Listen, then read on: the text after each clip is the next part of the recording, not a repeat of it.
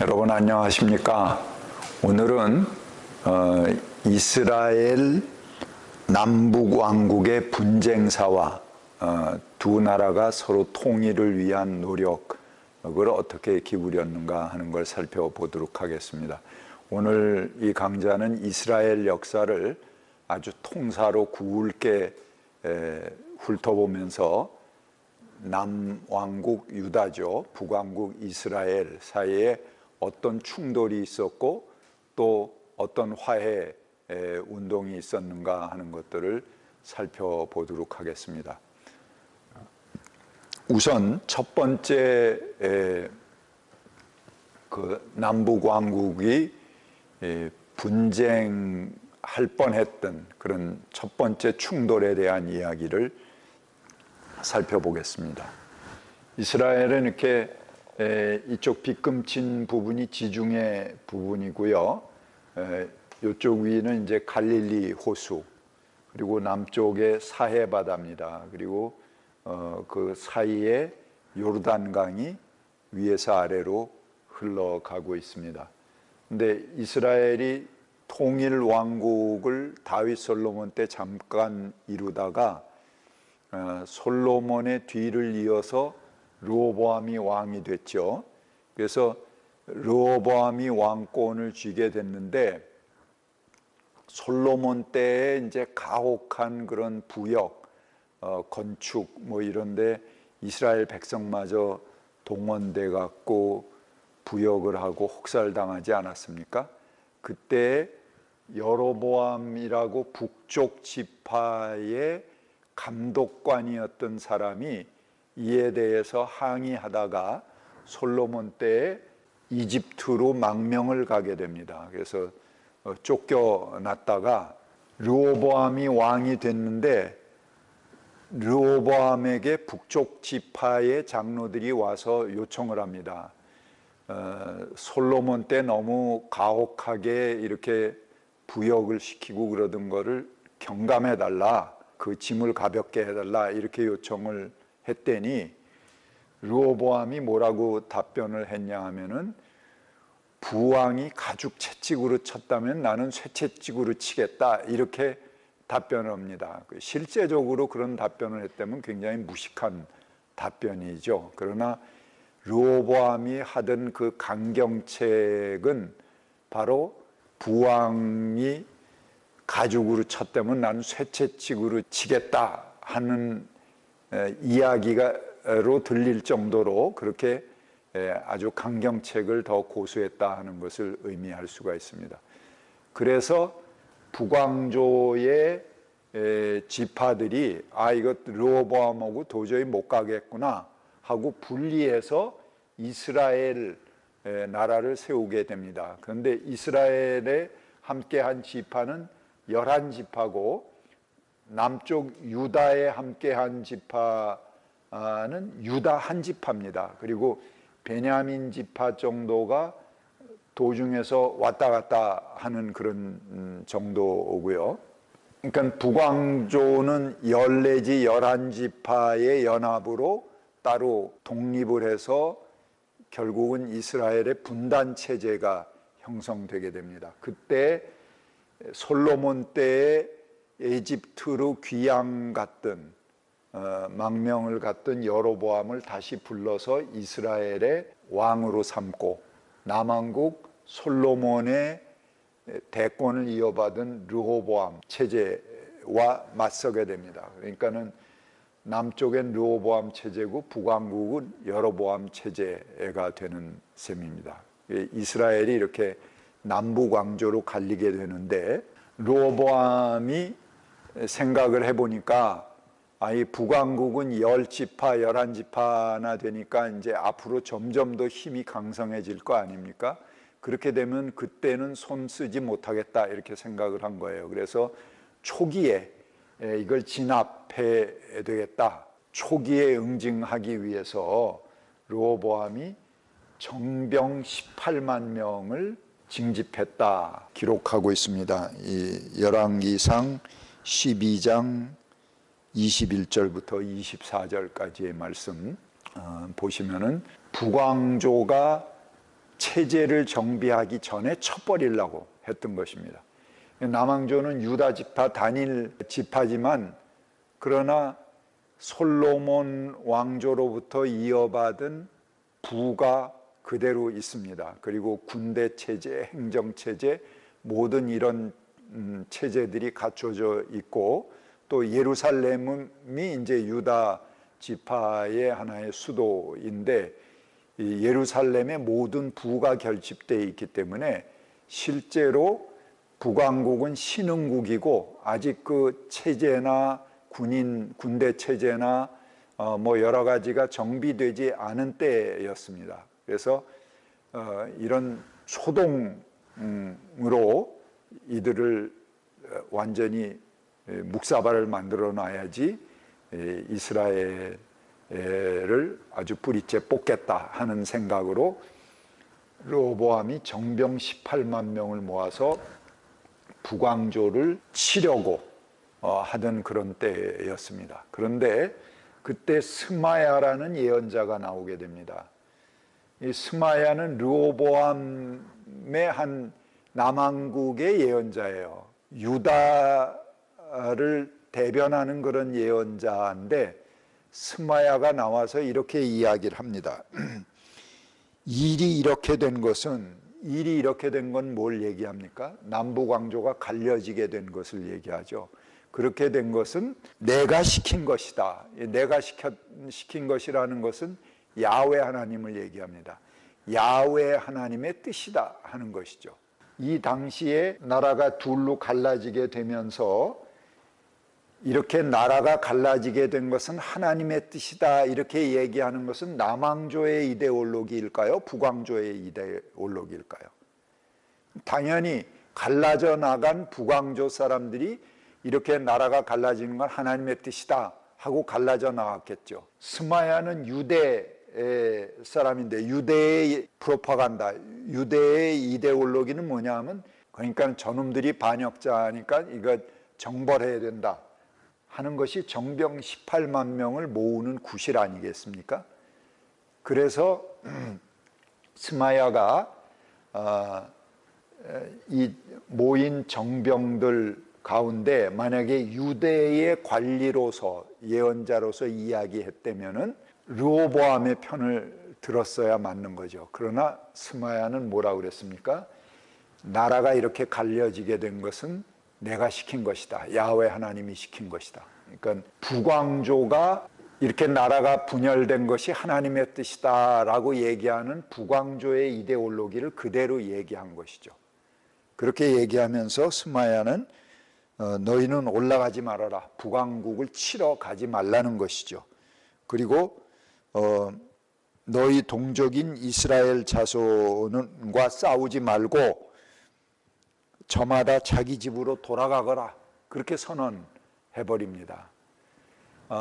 그야말로 이제 그 유대의 예언자로서는 하나의 반역에 가까운 반응이죠. 그리고 왕이 18만 명을 모아놨는데 군중 앞에 와서 너희들 싸울 필요 없다. 동족하고 싸우면 안 된다. 그러니까 각자 집으로 돌아가라. 이렇게 예언했다는 것입니다.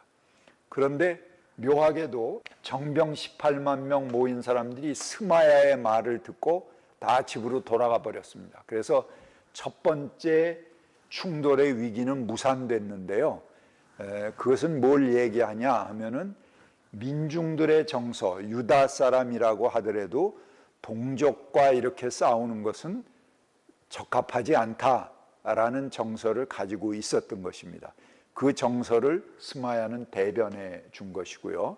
그리고 북왕조 사람들에게 너무 가혹하게 대했지, 그러니까 갈라질 수밖에 없었지 하고 북왕조 사람들이 갈라져 나간 것을 유대 민중들도 어느 정도 정서적으로 이해하고 동조했다는 것입니다.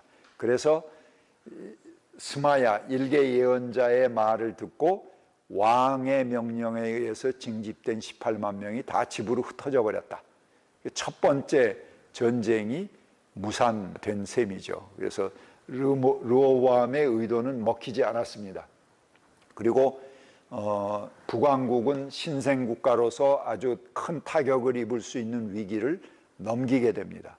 그리고 북왕국이 이제 새롭게 출발할 수 있는 그런 출발점을 순조롭게 가져갈 수 있게 된 원인이었죠. 그런데 이 여로보암이 보니까 남왕국의 전쟁 책동은 무산이 됐지만 뭐 불안했겠죠. 여로보암이 이게 르호보암이 18만 명을 모아서 치러 오면 어떻게 해야 되는가 이런 염려가 있어서 여로보암이 아까 어디에 그때 여로보암이 에집트 시삭 왕에게 요청을 합니다. 와서 유다를 쳐주십시오 하고 요청을 했더니 시삭 왕이 군대를 몰고 와서 유대를 칩니다.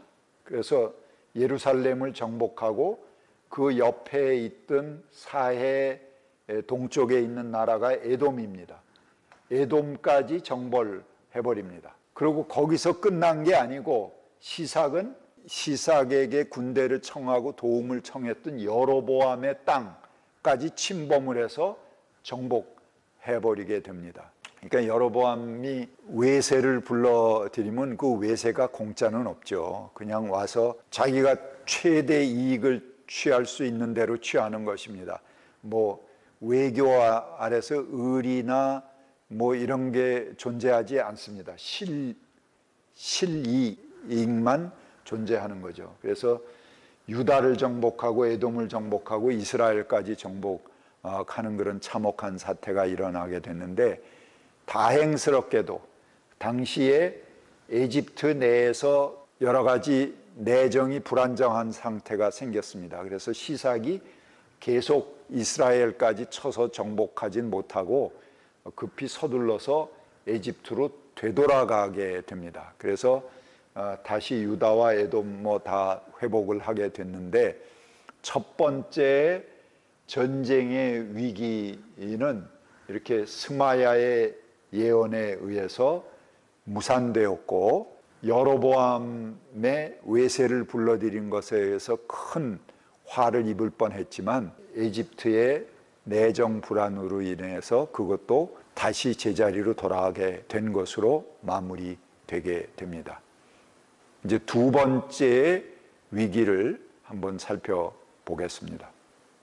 두 번째 전쟁이 이제 BC 878년에 일어난 겁니다. 이게 이제 두 번째 전쟁이에요. 유다의 왕 아사하고 이스라엘의 왕은 바아사예요. 예루살렘이 국경 근처라고 그랬잖아요. 전에 지난 학기에 우리 공부할 때 다윗이 자기가 뿌린 그런 분단의 씨앗을 하나로, 이스라엘 남북왕조를 하나로 통일시키기 위해서 통일왕조를 만든 다음에 남왕조와 북왕조의, 그때는 아주 왕국으로 형성되기는 전이지만 지파동맹체의 분열을 가져오게 한 게 다윗이죠. 다윗이 그래서 그것을, 자기가 뿌린 그 분단의 씨앗을 수습하기 위해서 유다와 이스라엘 족속을 서로 통일하는 정책을 취합니다. 그래,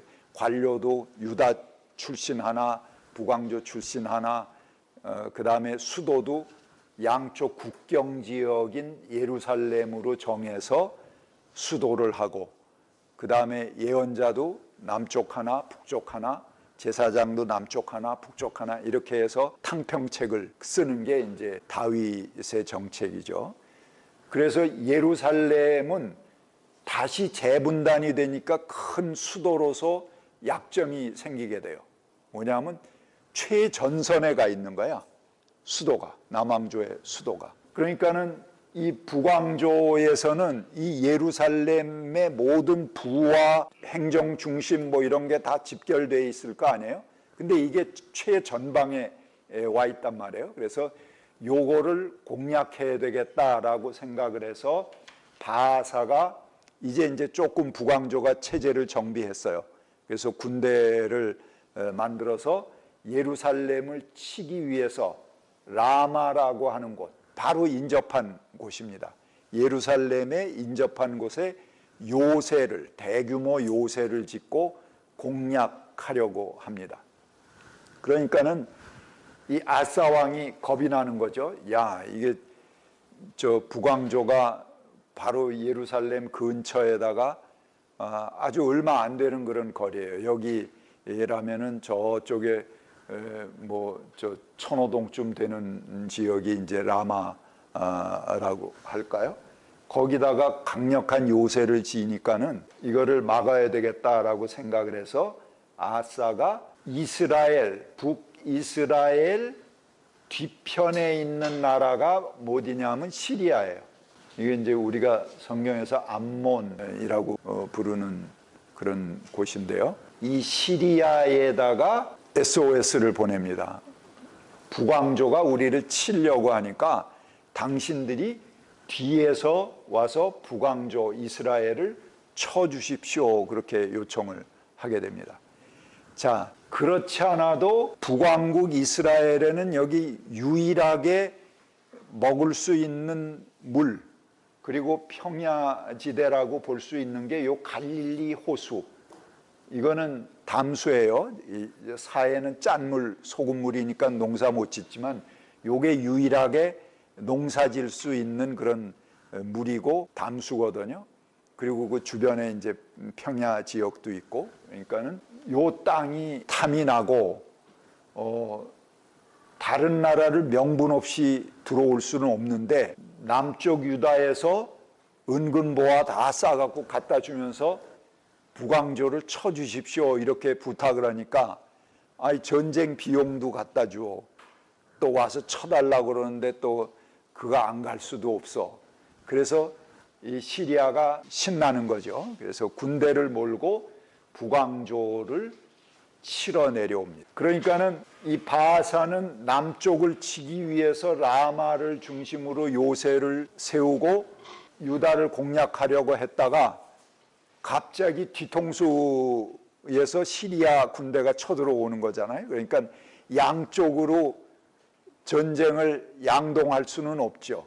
그래서 급히 이걸 철수하고 시리아를 막으러 올라가게 됩니다. 그 사이에 시리아는 내려와서 이 갈릴리 쪽에 많은 옥토들을 자기 땅으로 편입시키게 됩니다.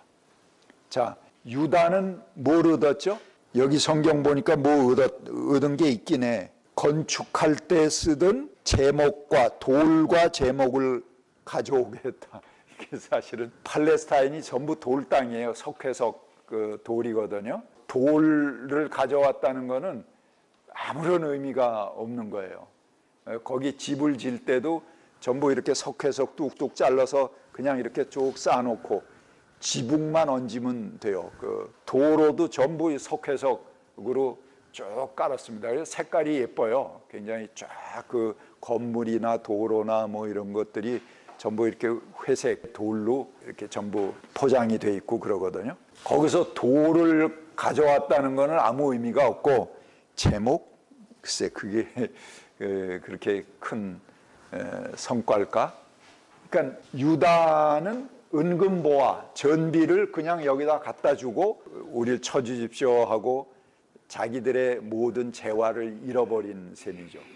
북왕조는 남왕조를 치려고 그러다 뒤통수를 맞고 자기들의 옥토 땅을 빼앗기고 다시 회복하지 못합니다. 같은 민족이 계속 지금 쌈박질하는 거예요. 아까 시삭을 불러올 때는 또 북왕조가 해서 불러왔고 그건 다행히 빨리 그들이 돌아가느라고 없어졌지만 여기 시리아를 불러들이는 건 남왕조가 책동을 해서 불러들였는데 결국은 북왕조의 땅을 시리아의 영토로 내주는 전쟁으로 끝나버리게 됩니다. 그러니까 계속 같은 민족이 쌈박질하면서 이쪽 외세 저쪽 외세 불러들이면서 저희들은 어떻게 됩니까? 점점 약소국으로 전락하고 그리고 외세는 그 틈을 타서 계속 들어와서 그 영토를 영구히 차지하게 되는 그런 형세가 계속 되는 거죠. 자, 그게 두 번째 전쟁의 위기입니다. 자, 세 번째 전쟁의 위기 볼까요? 세 번째는 여호와스와 아마샤의 전쟁입니다. 북왕국의 여호와스고 남왕국의 아마샤인데요. 그 본문을 한번 읽어보시기 바랍니다. 열왕기하 14장. 북왕국의 여호와스 왕이고 남왕국의 아마샤입니다. 근데 이 두 번째 전쟁이 이제 끝난 다음에 두 번째 충돌이죠.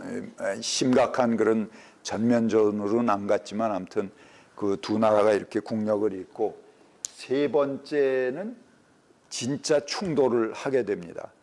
근데 요 직전에 양쪽의 남북 왕국이 약간 화해 무드가 있어요. 그래서 아마샤가 옆에 있는 에돔, 이 사해 동쪽에 있는 나라가 아까 에돔이라고 그랬죠.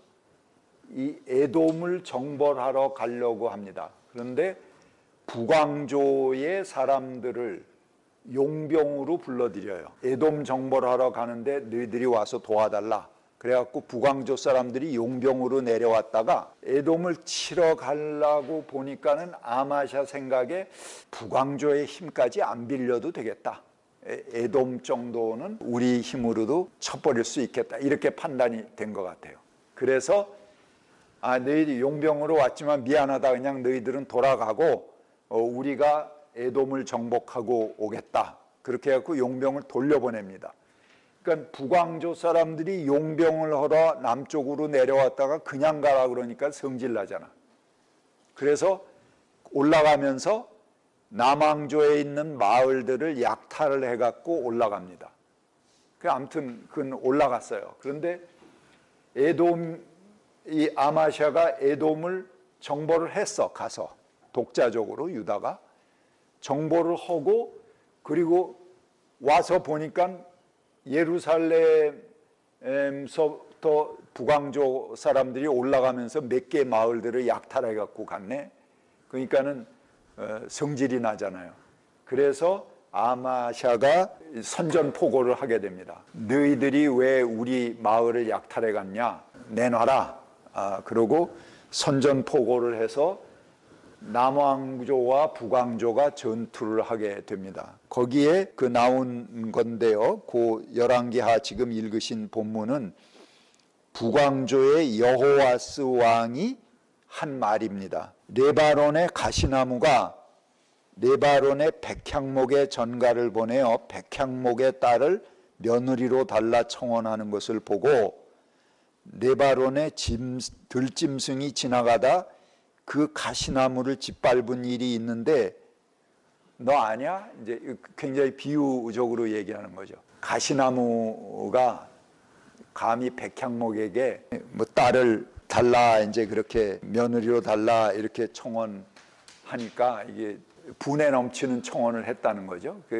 같지 않으니까 레바논의 들짐승이 지나가다 그걸 보고 가시나무를 팍팍 밟아갖고 땅에 박아버린 일이 있는데 너 그거 아니? 그러고 이제 답을 준 거예요.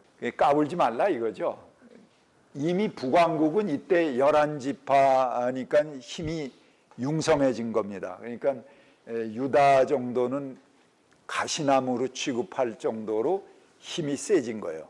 그래서 사실은 북왕조의 힘을 빌려서 에돔을 정복하려고 했던 거고요. 그래서 내가 에돔을 쳐서 이기더니 너무 오만해진 것 같다. 차라리 왕궁에나 머물면서 내가 누리는 영화를 만족하게 여겨라.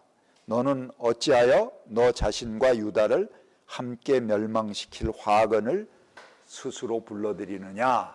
이제 북왕국 여호와스가 그렇게 답변을 했다는 것입니다. 그래서 실제 북왕국이 내려왔어요. 내려와서 전투를 하고 예루살렘 성을 점령했습니다.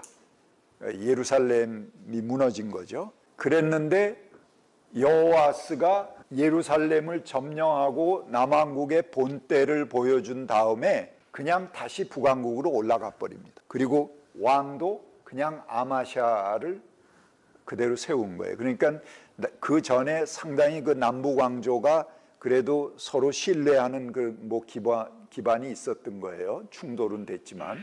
그래서 아마샤를 그대로 세우고 북왕조는 올라가게 됩니다. 근데 그렇게 된 이유는 뭐냐면 실제 북왕국으로서는 그 당시에 유다가 적수가 아니고 저 북쪽에 새로 신흥 아시리아라고 하는 신흥 제국이 막 뜨고 있을 때거든요. 그러니까 북쪽의 제국을 막는 일이 우선이지 남쪽 유다를 정복하는 일은 그렇게 큰 문제가 아니었어요. 그러니까는 양쪽으로 전선을 만들면은 힘들게 되니까 그냥 교훈만 주고 그 다음에 북왕조는 올라가게 됩니다. 그것이 이제 세 번째 전쟁의 이야기입니다.